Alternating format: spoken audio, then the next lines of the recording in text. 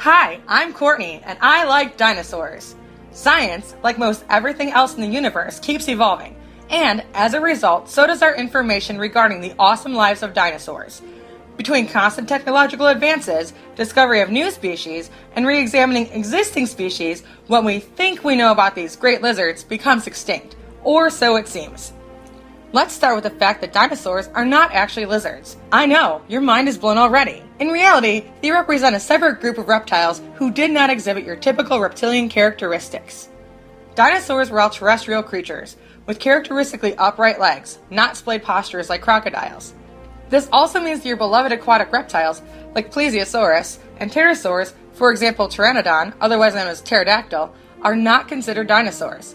While they all belong to the group known as archosaurs, they are about as related to dinosaurs as we are to kangaroos. Boy, do I hate being right all the time. The taxon Dinosauria is made of two groups, Ornithischia, which means bird-hipped, which are your horned, armored, and duck-billed dinosaurs, and Serischia, which means lizard-hipped, which are your sauropod and theropod dinos. You want to guess which group modern birds evolved from? If you said Ornithischians, you'd be super fucking wrong. Birds descended from theropods, which include such favorites as Tyrannosaurus rex and Velociraptor.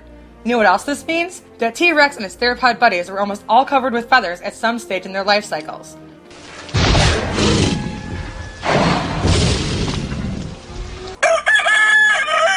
That's right, big scary T-Rex likely sported luscious, bright-colored feathers as it chomped on its dinner.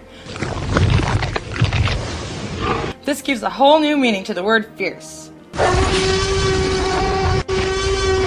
Dinosaurs were also not the first reptiles to inhabit the Earth.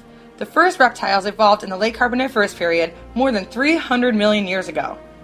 True dinosaurs didn't pop into the picture until well into the Triassic, some 230 million years ago. Between this period, various forms of archosaurs and synapsids dominated the planet.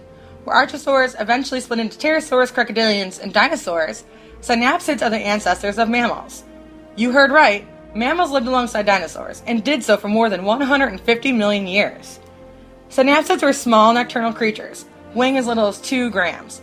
Freaking adorable, right? And they remained small until the death of the great lizards 65 million years ago. Once the mighty brooding beasts perished, they left a mass of larger niches for animals to fill, thus allowing synapsids to grow in size and in number. Wait, you thought dinosaurs were so huge because of different gravity or higher levels of oxygen? You'd be dead fucking wrong. Again. Gravity hasn't changed since the time of dinosaurs, so stop blaming it for things it didn't do. And, despite what you may have heard, the oxygen levels may have actually been lower during the Mesozoic than they are now. So how did so many dinos become so incredibly large? If you read my post on sauropods, you'd know the answer already, you jerk. Their awesome size is due to special air sacs, which made their skeletons lighter without sacrificing strength. Dinosaurs were also able to reproduce by laying small clutches of eggs all over, which allowed them to avoid the constraints that prevented other land-dwelling animals from getting larger. Is there still something left of your brain? Hold on to your butts. Did you know that Tyrannosaurus rex did not, in actuality, live alongside Apatosaurus, known by his stage name, the dinosaur formerly known as Brontosaurus? Not only did these two great beasts live in different regions, they lived in completely different time periods. Apatosaurus lived from about 154 to 150 million years ago during the late Jurassic, whereas T-Rex lived 67 to 66 million years ago during the late Cretaceous. This leaves a gap of more than 80 million years between the two, which is 15 million years longer than the gap between us and dinosaurs altogether.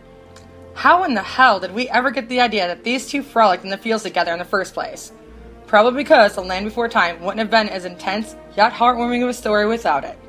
Check back next week when I discuss the awesomeness of velociraptors